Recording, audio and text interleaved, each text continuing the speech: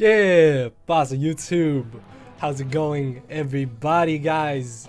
This is it. This is the final team builder of the entire season of GBA D League Season 3. And this is our finals playoff team builder. And just, it's crazy, man. I'm really happy to be here in the finals. If you guys are excited, make sure to show off your support. Hammer arm that like button down below. And let me know in the comment section below what you guys have thought about our season so far. I will be uploading a recap video the day after tomorrow, regardless of whether if we win or lose. And hopefully we can win. Now, we are coming off of a very bittersweet victory against the Montreal Hapsels, coached by Mr. Asta J. And yeah, unfortunately, how things turned out. So it's kind of like we stole our way to the finals. And while it's not the way I would have liked to win or have won last week, it unfortunately happened, and we're here. This is our opportunity to win it all, and I'm looking to not let it slip through my fingers. Now, we are facing somebody who I honestly think had a very upset victory over Jolt last week. We are facing HLD Productions, aka Randy, coach of the Texas Rangers. Now, I'm not gonna lie, I did not expect Randy, of all people, to make it to playoffs, let alone finals. So this is very surprising to me and very exciting as well, because I feel like Randy has really improved from the beginning of the season up until now, which again is pretty crazy. But hey, anything can happen, so it's come down to us too, and depending on who wins will determine on who potentially the best overall team was, I guess, in the D League. I don't know where I'm going with this, just I'm so excited and like I'm nervous. I should be playing Randy in a couple of minutes after I finish recording this, so let's just go ahead and jump right into the team preview. So if you look down below me, that is going to be our matchup. Now, in our original first game against Randy, we still had Silvally and Salazzle, not Blaziken and Snorlax. So that's really the only things that have changed in this matchup from our week 2 game initially against him. And I think I want to say that we had a very convincing and dominant victory over Randy in week 2, but that could very well change this week, because again, Randy has improved. His prep against Jolt was absolutely insane, but I am prepared for any type of baton pass or dual screens shenanigery if he does decide to bring them again. Now, looking at the top 6 team members, those of course are the mains one I'm expecting, although 100% I do expect Tapu Koko, Mega Scizor, and Hawlucha. Those 3 Pokemon right there are the 3 most commonly brought Pokemon he has brought to every single matchup. I think Koko and Hawlucha have literally come to like every single week of the D League. So I 100% expect that core. I'm expecting Hawlucha to be Sky Attack Power Herb once more, although I guess Electric Seed could be kind of a thing depending on if he really thinks that he can pop it while the Misty Terrain is not up, or if he can try and bring it in with Misty Terrain up. So yeah, that'll be a thing to be watch out for. Scizor has an amazing matchup in this game. Like, Scizor is absurdly terrifying, so I definitely expect that to come. An SD set could be very, very scary late game, so I have to make sure to scout around that, although he could very well just bring a defensive set, potentially expecting me to want to bring Kieran Black again, or not again, but bring it to this matchup as opposed to our first matchup that we had. His final 3 Pokemon are kind of in the air, and there's really a mix-up between what 3 could possibly come. Hydreigon, I definitely expect to be brought to this game because in his original team builder, he mentioned that Scarf Hydreigon was a very likely bring, so there's a chance he may want to bring it this time. I 100% expect either Nidoking or Alolan Muck, probably Nidoking, because it gets T-Spikes and Stealth Rocks, and like a Suicide Lead could be absolutely terrifying to deal with, so that's kind of what I'm expecting, although Nidoking does not really have a good matchup outside of just being able to get up Toxic Spikes and Stealth Rocks. There's not really much else that it's going to be doing in this game, so that's the only real reason I would expect it over Alolan Muck. And I don't think he's going to bring both Muck and Nidoking, because we brought physically offensive Donphan in our week 2 match, so he would be really weak to ground, which is why, again, I don't expect both to come, but I definitely expect one of the two. And then for a 6 team member, it could definitely be the Jellicent. More than the Cloyster. I think Cloyster really did nothing in the week 2 match, and Jellicent I feel has a very good matchup in this game initially, especially because it just about 100% hard walls Blaziken. So yeah, that's a very good reason to want to bring Jellicent, although we do have a lot of team members on our teams that can realistically deal with Jellicent. Like here in Black's Fusion Bolt does a lot, Shaman can beat it, Raichu can beat it, and then we also have Greninja that can just hit it with the Dark Pulse. That's 4 team members that can easily beat Jellicent, so there's a chance he may not bring it, but if he's got to choose between Jellicent or Cloyster, I think this time Jellicent's definitely coming, or he could potentially leave the 2, but I really don't think he would. I don't feel like Meloetta, Celebi, and Rapidash realistically have a good matchup in this game. Like, if he wants to bring one of those other 3, then that's perfectly fine by me, because that means that that's one less giant threat or main threat that I have to prepare for. Unless he goes completely off the wall with something crazy, then I don't think there's too much that he could bring that we aren't prepared for. So with that being said, want to give one final huge thanks to my front office homies, K to the 2, Polymac, Shuckle King 87, Quinn, Harris sucks because he didn't really help me this time, but it's okay because Harris has helped before, so yeah. Harris is awesome, of course, that's what I'm talking about. I want to thank my boy T-Train and Kelly under the radar, and shouts out to the Bullet Punch Club homies as always, Mr. Uzi Gunner, Illusion, Azar, Aki, Polly, not Polly, well yeah, Polly's in BBC, but you get what I'm trying to say. Polly, I think Maddie kind of helped out a little bit, ZDH of course, and just thank you to everybody who has helped me make it this far to the finals, and hopefully we can win it all. So let's jump right into this.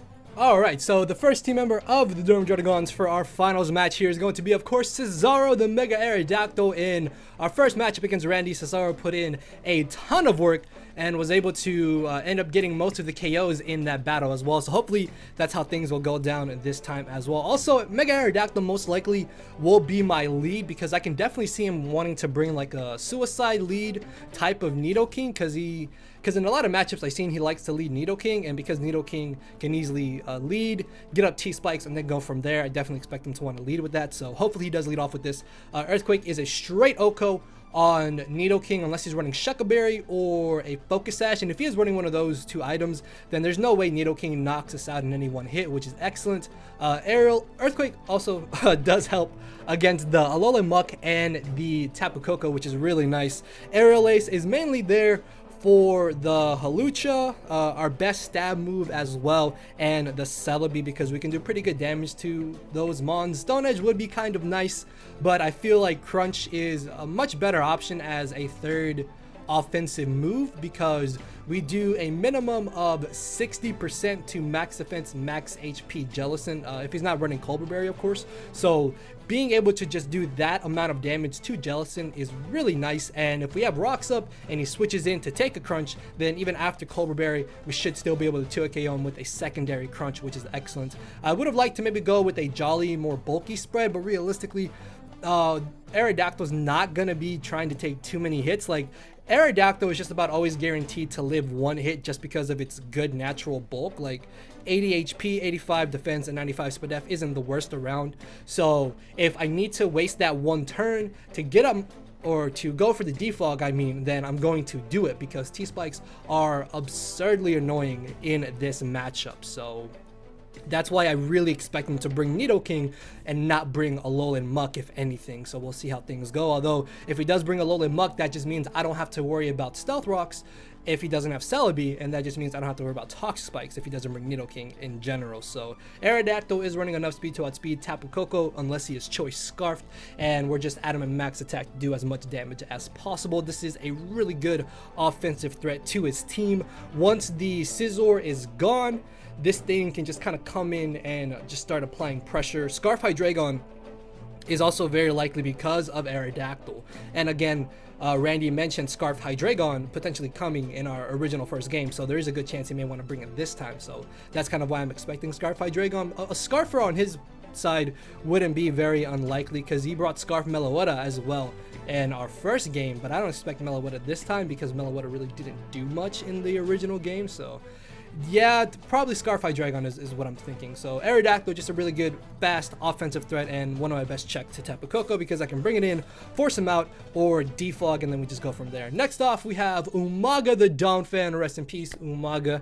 And this time around, we are still kind of an offensive set, but we are running a bit more bulk this time as opposed to a very speedy set. Now, the idea behind this set is that between Earthquake and Fire Fang, we hit everything for neutral or super effective damage except for Hydreigon. I did originally have Play Rough over Roar, but the thing about it is that if he does want to try and pull some more Baton Pass shenanigans, Roar is going to be very excellent because if I can bring this in against Hawlucha, or if he brings it in against my Donphan thinking that, oh, I can't do anything to him, then I can Roar him as he maybe tries to go for a Substitute or go for a Bulk Up or a Swords Dance or something along those lines. Roar is also really nice for a possible Shell Smashing Cloyster if he wants to bring that again, so I can just phase him out and then not have to worry about him. The main thing Donphan is doing though is checking the Scizor and checking the Alolan Muck if he does want to bring it. Definitely expect Mega Scizor. Mega Scizor has such an amazing matchup this game. Possibly SD now that I think about it, but we'll see how things go. Fire Fang though is a straight 2-hit KO very comfortably on Mega Scizor, and because of Rocky Helmet, there's no way he's going to be able to, in theory, beat me 1v1 anyways, because Fire Fang will always be a 2-hit KO regardless of what he's running, unless he's like max defense, max HP with an impish nature, which I really doubt because he's gonna want to have some type of Spadef bulk. Then a mixed defensive bulk up, not mixed defensive bulk up, but mixed defensive SD Scizor can be dealt with by my Donphan. Stealth Rocks, of course, are going to be very huge in this battle because I need to get them up and get off that chip damage on his team and punish his Mons, because with Stealth Rocks, it's going to help us out with damage rolls in our favor, so it's going to be really excellent. Also, along with a bulk at full HP, there's not much that he can 2-hit KO us with, unless he's got Life Orb on Koko or Grass Knot. He can't 2-hit KO Donphan. Nidoking can 2-hit KOs, but if he's not Life Orbed, he's not doing that much damage, so that's not too bad. And I guess Hydreigon can 2-hit KOs, but if he's Scarfed Life Orbed, that just means he's taking that initial Life Orb damage, or he's locking himself into a move that then I can switch into against. So there is still some benefits to it. The speed is just to speed creep any possible speed creep he may have on his Alolan Muck, and then yeah, that's really it. Donphan just a really good Pivotmon into Scizor and Muck because I can punish Scizor every time he's going to try and go for the U-turn or go for the Bullet Punch, which is excellent. As long as I don't risk my Rocky Helmet too many times, then we should be good. Or well, as long as I don't risk my Rocky Helmet very early on, we should be good. So next off, we have Bam Bam the Snorlax making his return after coming back in week 8, was it, against its Smellulator, my boy Greg.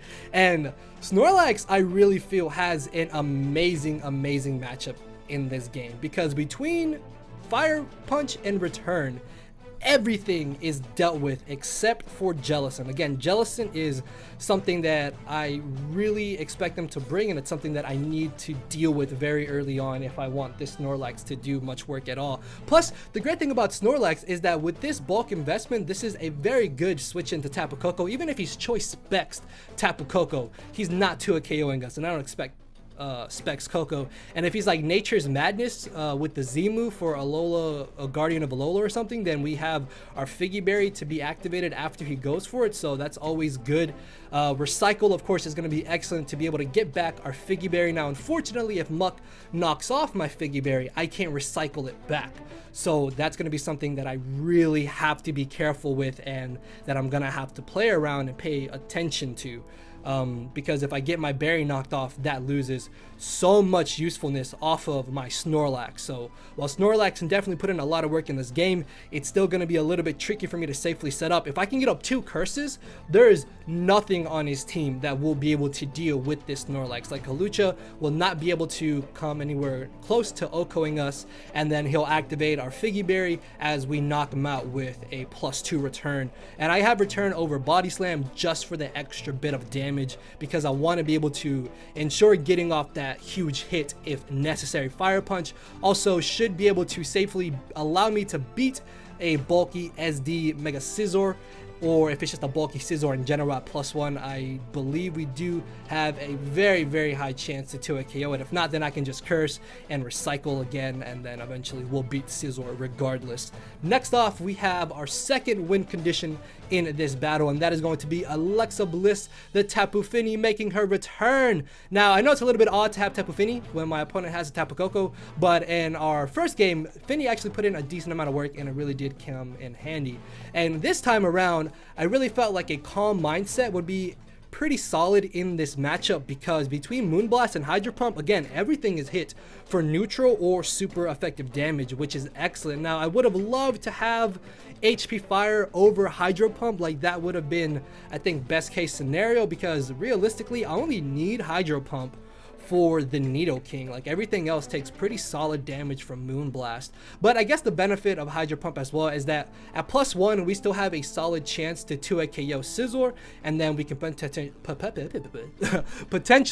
boost up to +2 special attack, +2 special defense, and then at that point we ensure a 2-hit KO on Mega Scizor. Protect is really there just for scouting and for gaining back some leftovers recovery, which is going to be very, very handy, I believe. So also, Tapu Fini is my main answer to Hawlucha. Like, I need to absolutely make sure I do not lose Tapu Fini early on if he still has Hawlucha, because if that happens, Hawlucha could possibly sweep me late game. So that is something I do not want to happen. So I will be very, very careful with this Tapu Fini and ensuring that it's not too low for it to allow Hawlucha to be able to beat it 1v1. So yeah, while we brought a more speedy set in our game 1, this time we are a more physically defensive set. So yeah, that's kind of the idea behind Tapu Fini. Between Fini and Snorlax, I believe that these two mons could definitely be enough to potentially win us this game, late game anyways. And next off, we have, of course, Rey Mysterio, the Raichu, making his return. Now, this is the exact same set that we brought in our game 1, just a little bit different. This time we have Discharge as opposed to Thunderbolt, because Discharge is going to be very nice to be able to possibly spread paralysis against or around his team, whether it be the Hydreigon, the Muck, the Scizor even. Actually, paralyzing Scizor would be absolutely huge, because that means it'll make it easier for us to potentially beat. We can also paralyze the Muck, potentially the Meloetta, Rapidash even. Thanks to Nasty Plot though, Nasty Plot allows us to kind of manhandle through Scizor at +2. We can safely 2-hit KO him.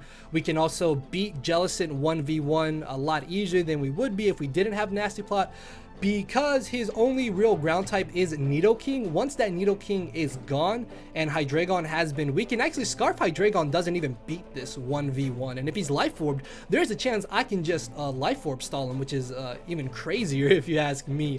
But the great thing about this is, much like game 1, if we get rid of his Nidoking, or if he doesn't bring Nidoking at all, then I can just set up Nasty Plots with Raichu and we'll just spam Discharge throughout his entire team to weaken it. So thanks to this EV spread, there is absolutely no way that Tapu Koko should be able to 2-hit KO us unless he is a Guardian of Alola into, I think, like another Dazzling Gleam. Even then, I think I can like protect out of range of where Dazzling Gleam will be able to knock us out, but we'll have to see how things go. But for the most part, this is my 100% answer to Tapu Koko. Yeah, he could maybe have like Taunt or Toxic. That would be a little bit annoying, but we'll see how things go, and I'll have to see exactly what kind of sets or what kind of moves he is running on the Tapu Koko. So yeah, Raichu, not much else here but to manhandle through Jellicent and deal with Tapu Koko. Then finally off, we have Mr. HBK, the Blaziken, making his return since debuting,